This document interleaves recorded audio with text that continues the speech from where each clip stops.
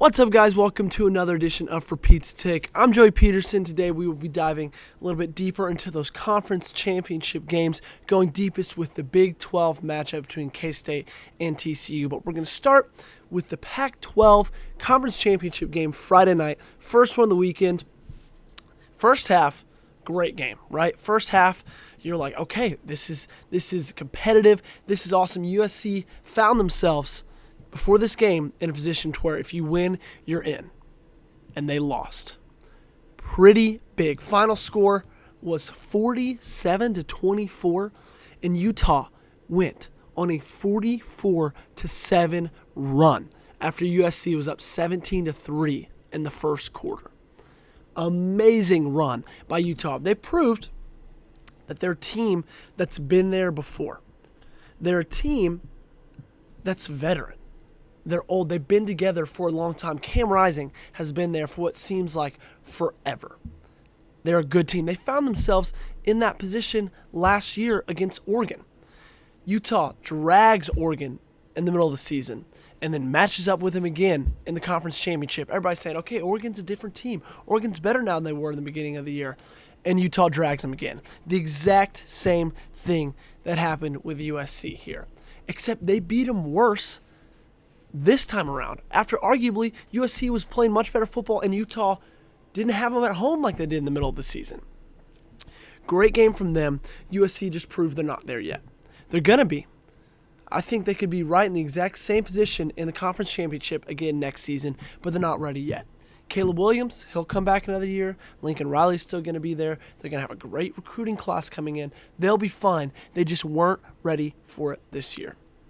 That takes us to the second game, the best game of the week and the one we're going to be spending most time on, and that was TCU versus Kansas State. Big 12, the conference with the most parity from this whole season.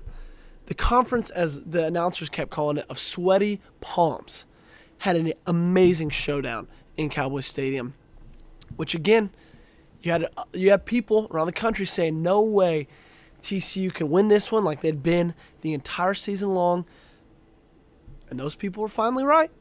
TCU tried. They tried to make another great comeback like they've been doing all year long, like they did last time. They played Kansas State. They forced it to overtime. And then a questionable decision to go for it on 4th and 1. And the Horned Frogs dropped their last game of the season on their way to a perfect, undefeated 13-0. Alas, they're going to be 12-1. Still good enough to get them in the playoff, which I think it should have been. But when you look at this game, the biggest stat that stands out to you is their third down conversion rate. They were 2 for 15 on third down. And they still pushed it to overtime with that stat. They were 2 for 15 on third down. That's not going to cut it. That's not going to be, I don't care how much of a dog Max Duggan is. I don't care how much he puts you on his back. That's not going to cut it. Now, when you look at Duggan, man, what a game that this kid played. First 3 quarters were good, okay? Nothing incredible, nothing to where you were like, after that first drive, nothing to where you were like, okay, this kid is one of the best quarterbacks in the country. Threw a lot of balls that could have been picked, still threw a lot of balls that could have been picked in the fourth quarter. But when you got in that fourth quarter and his team was on the ropes, my goodness, you saw him put his cape on and carry this team. He ended with 110 rushing yards, 250 passing yards, over 360 combined yards, 2 touchdowns, just 1 pick.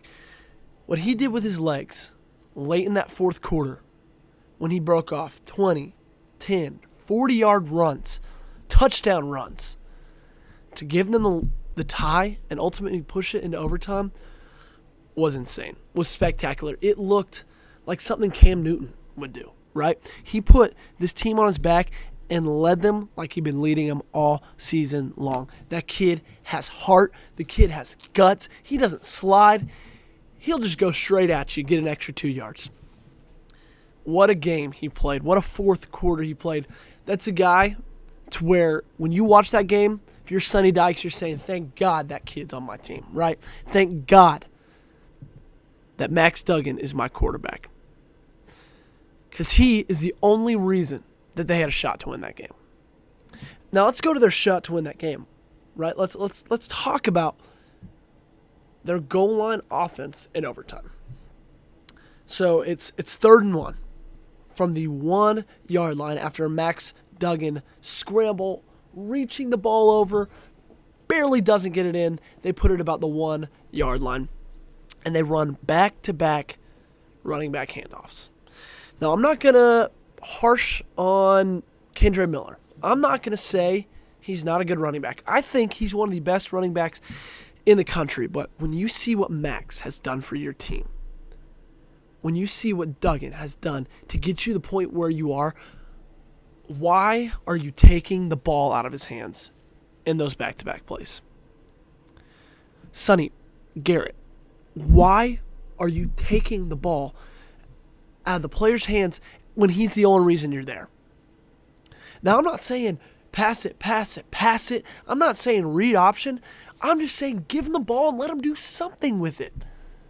I get it. You're on the 1 yard line. You got a great back. You want to put it in. You want to do what Pete Carroll failed to do with the Seahawks and Marshawn Lynch.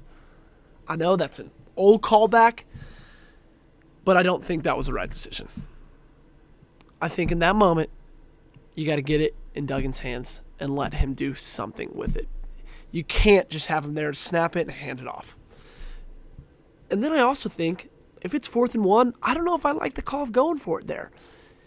You say if you don't get it there, this game is over. It's over. And it was. But even if you stop them and have them get 0 yards, it's a 42-yard kick. That's not that long of a kick for college kids these days. So I don't know if I love the decision to go for it, but hey, it ultimately doesn't matter. You don't get the Big 12 title, but you get what matters most, and it's a shot at a national championship. That's a shot in the playoff. Now, am I a little surprised they didn't move down? A little bit. Now, it makes sense because Ohio State's one loss. They got blown out at home, and this was an overtime loss in a Big 12 championship.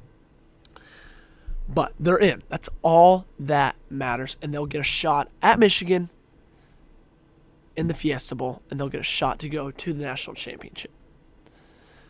Now, when you look at the SEC championship, that game played out kind of exactly how you'd think it would. When I saw 17.5-point spread, if this was 2 weeks ago, I would have hammered LSU. But I know, coming off that last loss against A&M, they're a little deflated, and he's a little hurt.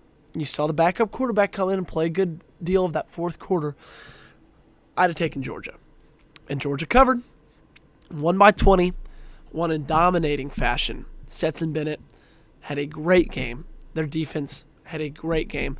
Georgia is looking to be the favorite in this playoff. And then the ACC championship, some people were calling it the conference championship game that had literally 0 meaning because kind of didn't have a lot of meaning. But Clemson won that handedly. They won it outright. They played great football, great defensive football, holding Drake May to a game that he hasn't been held that in check all season. Great win by Clemson. Could have, after losing to South Carolina at the end of the year and knowing that even if you win this, it doesn't mean anything, you could have easily just walked off the rest of the season, right?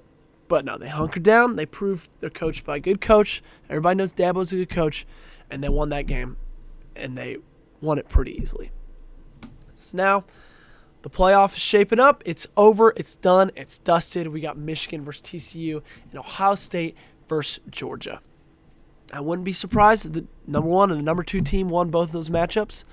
But with this year in college football, where there's not one incredibly elite team, I wouldn't be surprised if TCU or Ohio State pulled out a win and made it very interesting.